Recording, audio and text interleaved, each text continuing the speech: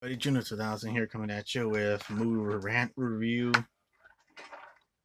Well, pretty much a bit rant to me on one of the two worst horror sequels in the franchise is Nightmare on Elm Street 5, The Dream Child. I have to admit the poster is pretty cool. I like the poster more than the movie. But this movie stinks. This movie is awful. I just find this to be one of the most boring, uninteresting film to watch. It goes back and forth. Like if it wants to be funny, does it want to be scary? And this movie was pushed into production after Dream Child was made, and it came out the same year with Jason Takes Manhattan and and and Halloween 5: The Revenge of Michael Myers. And of course, those two came out with this, which this one I would say it's my least favorite out of those two. Return of Michael Myers. It does have some moments that I could enjoy watching. I do like the last act of the film, and it's cool. Don Pleasant's in the movie, but it's kind of a shitty film where they kill off Rachel, which I thought was bullshit. Very bullshit to do, but at least I did like some scenes from it.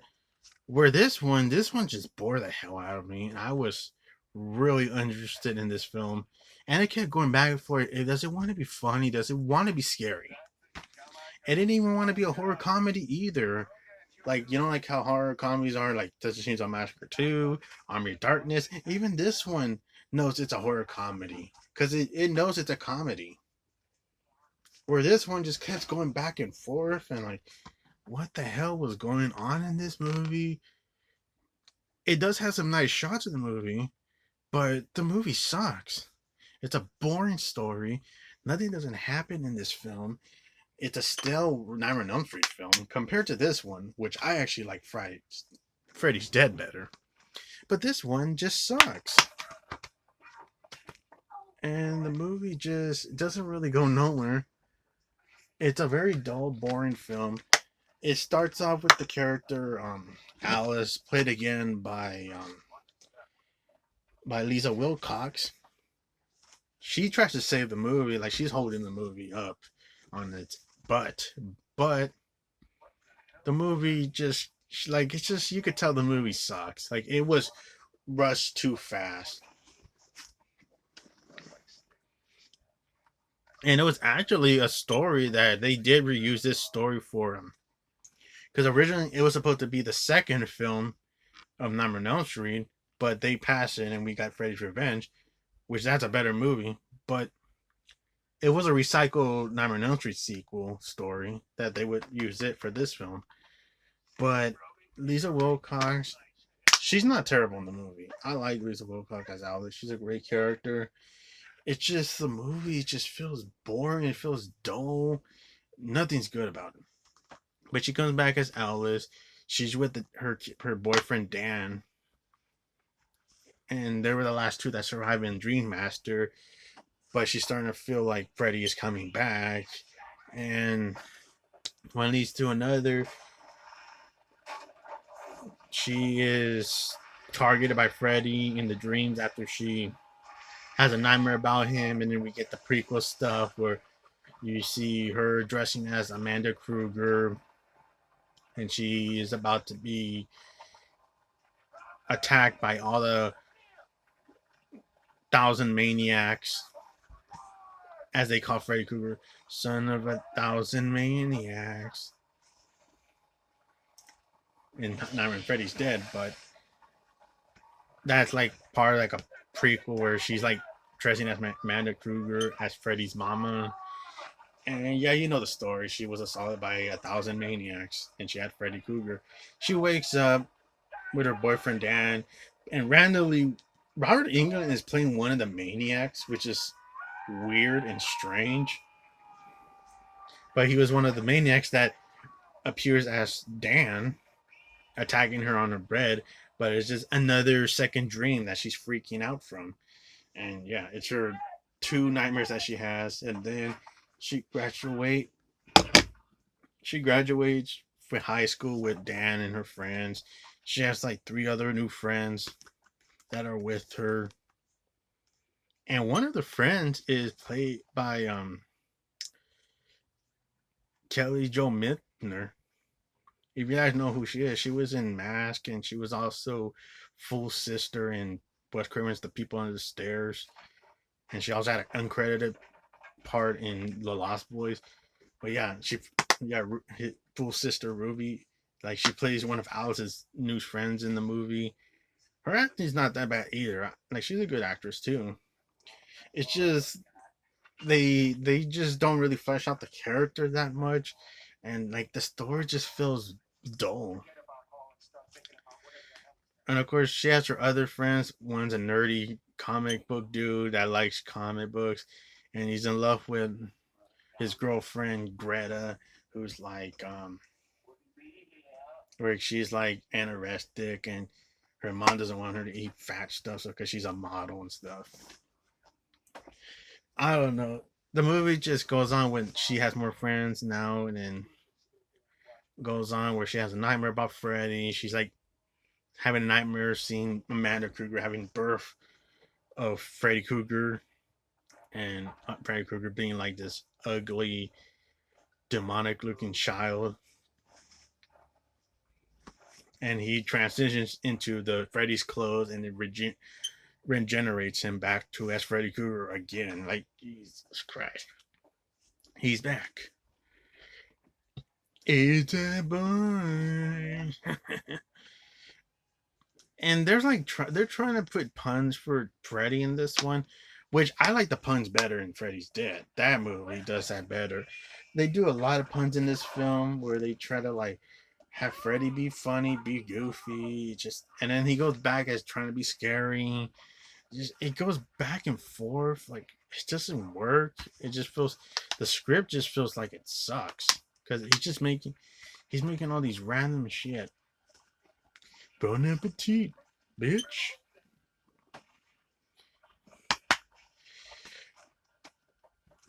About a bad year, Dan.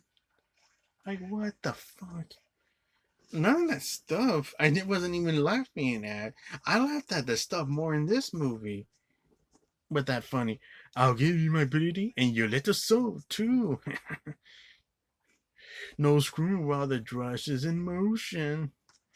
Hey, you forgot the power glove. I thought that shit was funnier. This they have Freddy try to be goofy in this, but they also want to mix him being scary. It just goes back and forth. It's just crap and really bad way of forcing this movie out to be coming out early and going to production, having a rush script. Because when you have a rush script, the movie's gonna suck. You're gonna have a sucking movie. That's just a rush script. You don't have time to write it because it has to be rushed real fast, like getting it into production before production even is pre-production. And of course, Alice is having a sequence about dreaming about Freddy, seeing him regenerate, and of course, he has his line where he attacks his mom with the bitch line. Well, see, bitch. Well, just see. I don't know. Just the lines that they said they have Freddy saying this movie is just crap. I don't know. Because this movie just goes back and forth. It wants to be gothic horror and go back to be a horror comedy. Just, I don't know, man. This movie, it's just boring. It's uninteresting. Freddy is super annoying in this movie. But of course, she has a vision about Freddy and she contacts Dan about it. So Dan is driving back to the diner to get to Alice. And he's falling asleep and he's having a dream about Freddy. And Freddy has control of the car, taking a bottle, burning his arm up with acid, thinking it's acid on the bottle coming out of the champagne. And on. Just the movie goes on. But it does get a cool sequence where Dan dies, which is the best kill in the movie. Is when he is driving on a motorcycle and Freddy Krueger takes control of the motorcycle and it turns to go all transfusion, automotive transfusion, where it starts moving and a bunch of wires go into his body, his ankle. But the kill is uncut on YouTube, which I'll put on the link for this video if you want to see the uncut kill of Dan's death. It's in the link. But yeah, that kill is very brutal. If they would release this like nowadays, like they do the boxing, hopefully this gets an uncut version because his death scene is pretty vicious and awesome. Like definitely the best kill in the movie. And you get like a bunch of stuff where his in the uncut stuff, his face is like getting ripped apart. That's why he has a skull face that's like all metal connected with the wires of the engine of the what do you call it, the bike that he's riding. It's because in the uncut version, his face is like coming apart, like it's tearing off, ripping apart, and just like boom, it just rips. And he's like screaming in pain, ah, boom. And he's like all part of the motorcycle. And it's a very vicious kill. Definitely check out that uncut kill on Dan's death scene in this movie. But yeah, he wakes up and Alice finds out he's dead because he ran into a car wreck, and she faints, and she finds out she's pregnant with Dan's, like, because her and Dan had gotten pregnant. So she's gonna have a kid, and Freddy's haunting that kid with putting the evil souls into the baby's soul and stuff, and haunting its dreams, and on and on. It's just it goes in and out of nowhere. Like it doesn't go well. It doesn't flesh it out that well.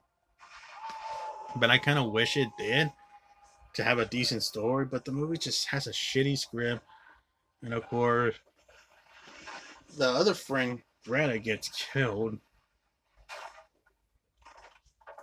where Freddy force feeds her. Then he has that dumb line, "Bon appetit, bitch." And he starts like force feeding her, and she has like this big ass mouth effect where she's like getting force feed food, and her cheeks keeps getting full of food and getting big, and on and on. It's just very bizarre and just strange and just random. I don't know. And she gets killed where he stabs her in the stomach, and then she chokes her out with the food, stuffing food in her mouth, and she chokes and dies. And then he attacks Mark, who's the comic book dude, and you go to the comic book effects where he's a superhero and he's fighting Super Shreddy. I'm like, what the hell is Freddy turning into a Super Freddy, like a damn Batman villain? Like that's just so out of nowhere and bizarre. Like the movie just goes super super bizarre and weird. Yes, and also true fact, my Super Freddy is played by Michael Bailey Smith.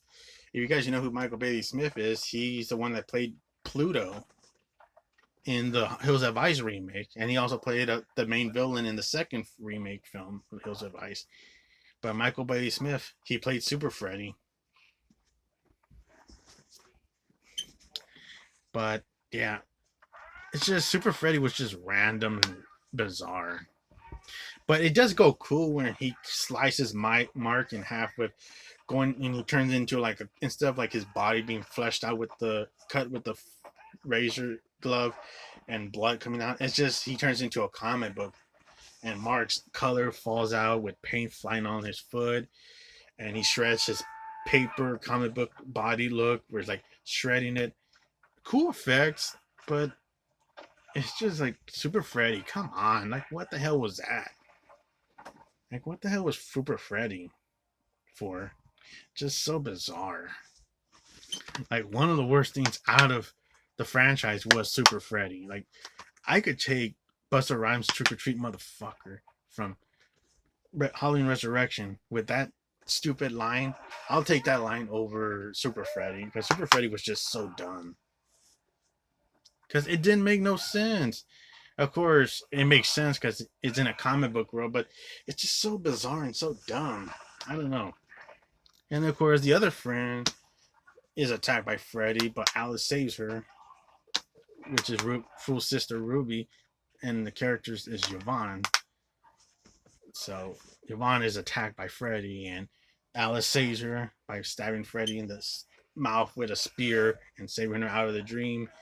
And then she tells Yvonne, go to the church and find Freddy's mother. So she does and finds Freddy's mother to help her soul to get free and save Alice in the finale where she's chasing Freddy and saving her son, Jacob, her unborn son.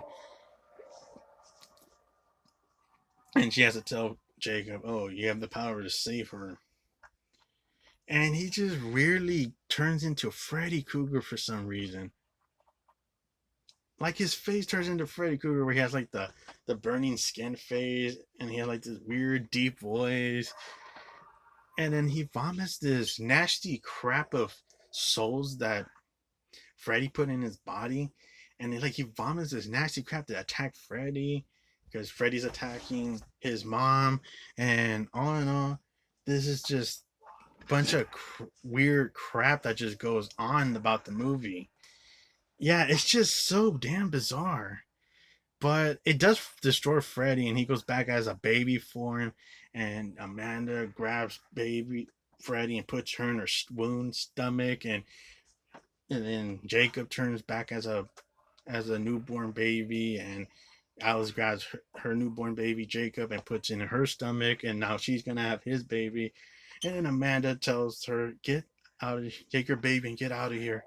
Until like Amanda goes to another room and is locked away in a dungeon where she has Freddy's claws with a knife coming out of her stomach, and he's like wanting to come out and be reborn. And then the movie just ends there, and then Alice is reunited with her friend and her dad, and she has her newborn baby Jacob, and yeah, it's just that's how the movie ends, and it teases that Freddy may return. Of course, he returned in this movie, which was a better film, but it's just very bizarre, very dull, boring flick.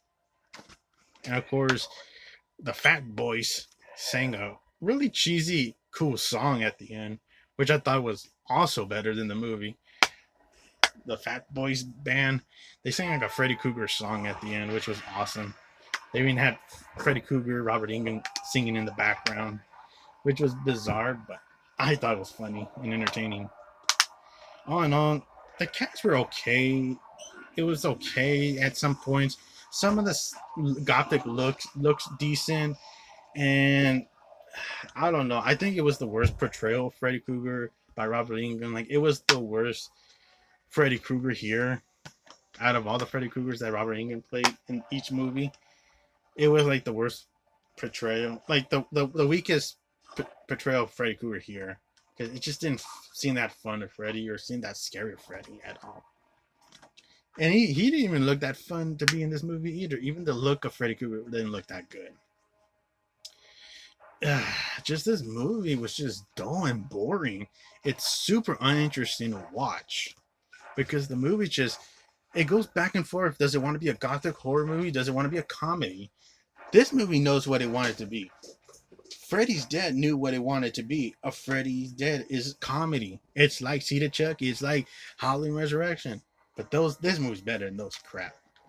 But Freddy's Dead. I mean, Nightmare on Elm Street 5, The Dream Child, really mediocre film. It's directed by Stephen Hawkins, who would go on to direct better movies like Predator 2 and Judgment Night. But on, it's just very, very lackluster film. Like I put this up there with the Nightmare on Elm Street remake. This movie sucks. It's a boring, dull film. Definitely the worst sequel in the Nightmare on Elm Street franchise with Freddy Krueger, Robert Englund. It's up there with the Nightmare on Elm Street remake. This movie sucked. It's a boring film. But yeah, hit the like, subscribe, and take care, folks. Have a good day.